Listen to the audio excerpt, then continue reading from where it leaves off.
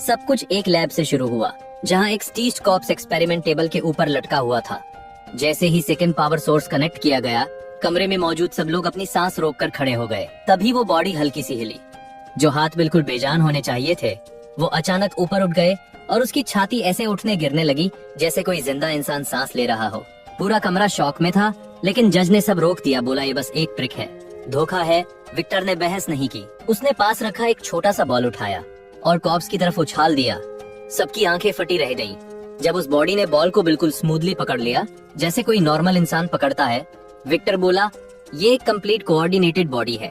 जज की आवाज और तेज हो गई, इसका ब्रेन डेड है। बिना सोच के ये सिर्फ एक चलता फिरता खोल है। विक्टर ने टेबल पर हल्का सा टैप किया और क्रीचर से बात की।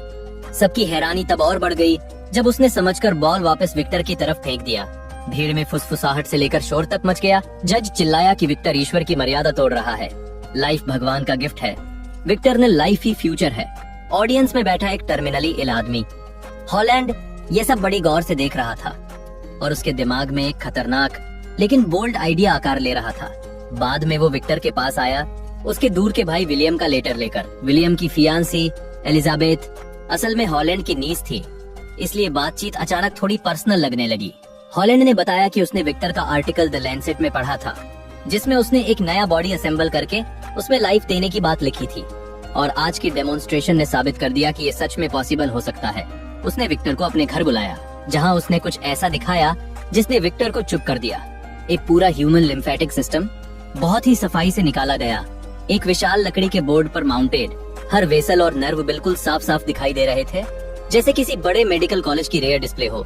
विक्टर समझ गया, यही वो मिसिंग पीस था जिसकी उसे तलाश थी। हॉलैंड ने पूरा फाइनेंशियल सपोर्ट देने का वादा किया, बस एक शर्त पर, वो एक्सपेरिमेंट को ऑब्जर्व और रिकॉर्ड करेगा। जल्द ही विक्टर को समुद्र किनारे एक पुराना किला मिल गया, जहां उसने बेटर या सिल्वर लाइटनिंग रॉड्स, एक खास सिल्वर ऑपरेटिंग टेबल जिस पर लिम्फेटिक नोट्स मार्क थे, और एग्जीक्यूशंस के बाद मिले फ्रेशली स्टीच्ड बॉडीज इकट्ठा किए। एक रात अचानक आई इंस्पिरेशन के दौरान, जैसे ही उसने इलेक्ट्रोड्स को लिम्फेटिक सिस्टम के ऊपर मूव किया, बॉडी ने तुरंत रिएक्शन दिया। उसी पल विक्टर समझ गया, उसने लाइफ का सीक्रेट खोज लिया है। फिर एक भयानक तूफानी रात में बिजली आसमान से गिरी, पावर सर्ज हुआ और उसी चमक के बीच क्रीचर का जन्म हुआ। हॉलैंड गिड़गिड़ाया कि विक्टर इस एक्सपेरिमेंट से उसकी जान बचा ले, लेकिन विक्टर ने साफ मना कर दिया। रिस्क बहुत बड़ा था। किले की ऊंची मीनार पर हुई धक्का मुक्की में हॉलैंड नीचे गिर गया और उसकी वही मौत हो गई। उस पल के बाद से सब कुछ धीरे धीरे एक दर्दनाक ट्रेजेडी में बदलता चला गया। मीनार के सबसे ऊपर लाइटनिंग रॉड जगह पर लॉक हो गई। स्विच दबाया गया और रॉड सीधा उठकर नीचे रखी बॉडी के ठीक ऊपर आकर सेट हो गई। अब बस इंतजार था। तभी अचानक आसमान जैसे फट गया। जैसे ही बिजली सीधे रॉड पर गिरी, एक तेज सफेद रोशनी ने सब कुछ निगल लिया। बिजली सिल्वर वायर से गरजती हुई नीचे आई, हॉल में दौड़ी और क्रीचर के सीने में लगे बैटरियों में ऐसे भर गई जैसे समुद्र की लहर टकरा रही हो। जब बैटरियां पूरी भर गई तो करंट और अंदर घुसा। ब्लड वेसल्स में दौड़ता हुआ हर नर्व सेल को जगा गया और फिर अचानक सब शांत। विक्टर भागकर आगे आया। उसने अपना कान क्रीचर के सीने पर लगाया। कोई हार्ट बीट नहीं, वो टूट गया। उसने ठंडी बॉडी पर बार बार मुक्के मारे जब तक उसमें ताकत ही नहीं बची।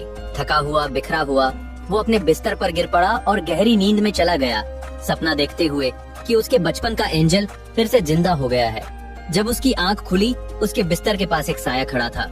वही बॉडी। डर से उसका शरीर जम गया, लेकिन फिर उसने गौर किया कि वो उसे कॉपी कर रही है। हाथ उठाना, सिर घुमाना, पलक झपकाना, वो तेजी से सीख रही थी। विक्टर ने पर्दे हटाए, धूप कमरे में भर गई और क्रीचर पीछे हट गया, अपना चेहरा ढकते हुए।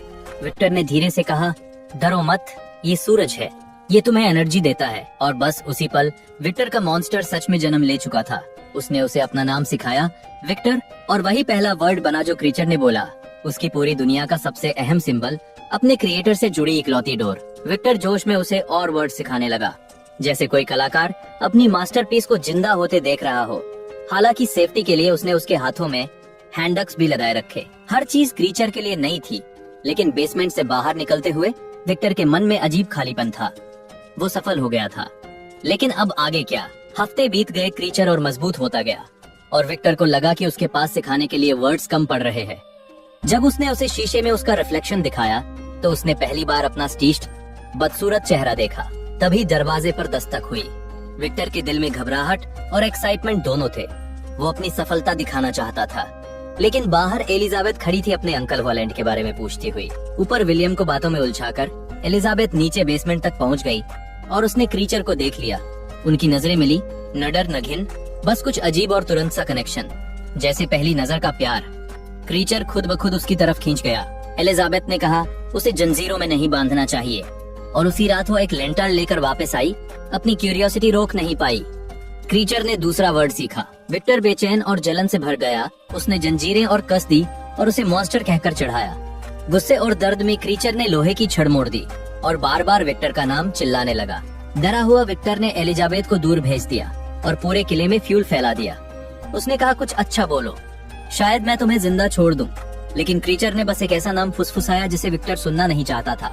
विक्टर ने माचिस जला दी। आग तेजी से फैल गई। बेसमेंट में बंद क्रीचर विक्टर का नाम चीख रहा था, गुस्से में नहीं, मदद की भीख मांगते हुए। विक्टर रुक गया, पलटा, लेकिन जैसे ही उसने दरवाजा खोला पूरा किला धमाके से उड़ गया। धमाके ने उसे कई फुट दूर फेंक दिया और उसका पैर उड़ा दिया। किला मलबे में बदल गया। आग और पत्थरों के नीचे फंसा क्रीचर अपनी जंजीरें तोड़कर सीवर के रास्ते भाग निकला, ठीक उससे पहले कि सब राख हो जाएं। वो समुद्र में गिरा और बाद में किनारे पर जागा। वो एक अनजान जंगल की तरफ चल पड़ा। वहाँ पहली बार उसने एक हिरण को आराम से पत्ते खाते देखा। उसने उस पे हमला नहीं किया। वो धीरे से उसके पास लेट गया और उसकी नकल करते हुए खुद भी पत्ते चखने लगा।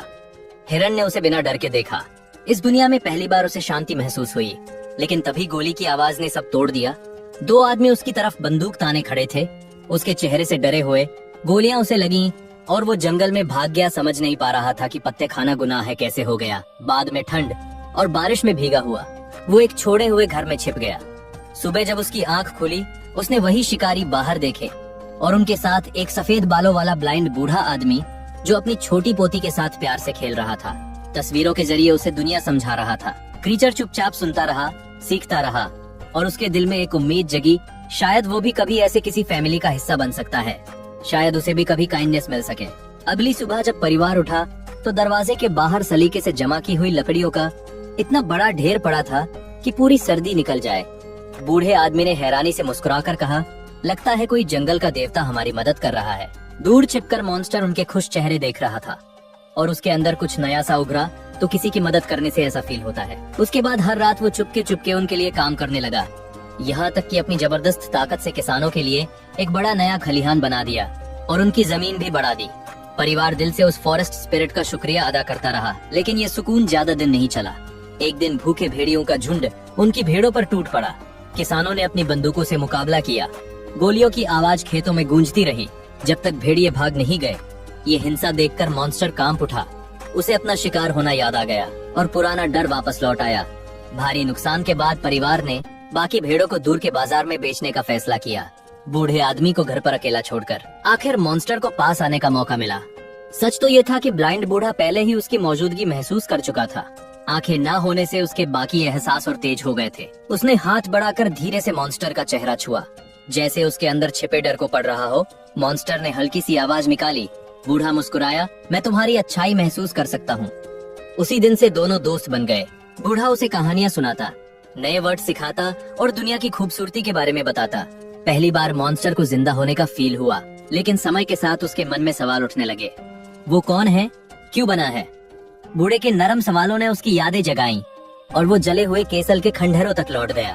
टूटे पत्थरों के बीच उसे पीले पड़े मैन्यूस्क्रिप्ट्स मिले जिनमें डरावनी सच्चाई लिखी थी। वो कोई असली इंसान नहीं, बस स्टिच टुगेदर क्रिएशन है। आखिरी पन्ने पर विक्टर की फोटो थी, वही आदमी जिसने उसे बनाया था। उसी पल से विक्टर को ढूंढना ही उसकी जिंदगी का मकसद बन गया। जब वो फोटो लेकर फार्म हाउस लौटा, माहौल अजीब लगा। अंदर भागकर देखा तो भेड़िए फिर बूढ़े पर हमला कर रहे थे। गुस्से में उसने अपनी ताकत से कई भेड़िए मार गिराए, बाकी को भगा दिया। वो बूढ़े के पास घुटनों के बल बैठ गया और सब कुछ बता दिया, अपनी सच्चाई, अपना डर, अपनी उलझन। बूढ़े ने कमजोर हाथ से उसका हाथ थामा, कुछ कहना चाहा, लेकिन उसकी सांस रुक गई। मॉन्स्टर पत्थर सा खड़ा रह गया। पहली बार उसने किसी अपने की मौत देखी थी। तभी परिवार लौट आया। चारों तरफ खून देखकर उन्होंने समझा मॉन्स्टर ने ही बूढ़े को मारा है और बिना सोचे फायरिंग शुरू कर दी। एक गोली उसके चेहरे में लगी। एक आदमी दरांती लेकर उस पर झपटा और घबराहट में मॉन्स्टर ने पलटकर वार किया। वो आदमी मर गया। अपने ही हाथों से खून देखकर वो सहम गया और बर्फ में भाग पड़ा। गोलियां उसकी पीठ और गर्दन चीरती रही। आखिर वो गिर पड़ा। बर्फ धीरे धीरे उसके शरीर को ढकती गई। घंटों बाद उसकी उंगलियां हिली, सारे घाव पूरी तरह भर चुके थे। वो अमर था, लेकिन राहत नहीं, गहरा दर्द फील हुआ। मर न पाने का मतलब था अपने बदसूरत शरीर, अपनी तन्हाई और अपने दर्द से कभी छुटकारा न मिलना। इमोर्टैलिटी उसका सबसे बड़ा श्राप बन चुकी थी। उसे विक्टर को ढूंढना ही होगा, वही इसे खत्म कर सकता है।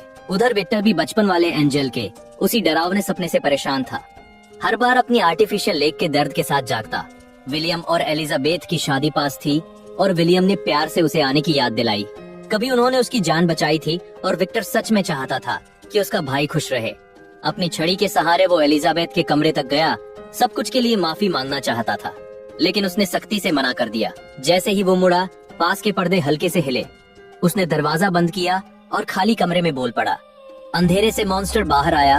विक्टर हैरान नहीं था, लेकिन उसे साफ बोलते सुनकर चौंक गया। मॉन्स्टर ने कहा कि उसके जैसा एक कंपेनियन बना दो। मैं अब अकेला नहीं रहना चाहता। विक्टर ने गुस्से में मना कर दिया, कहा लाइफ बनाना ही उसकी सबसे बड़ी गलती थी।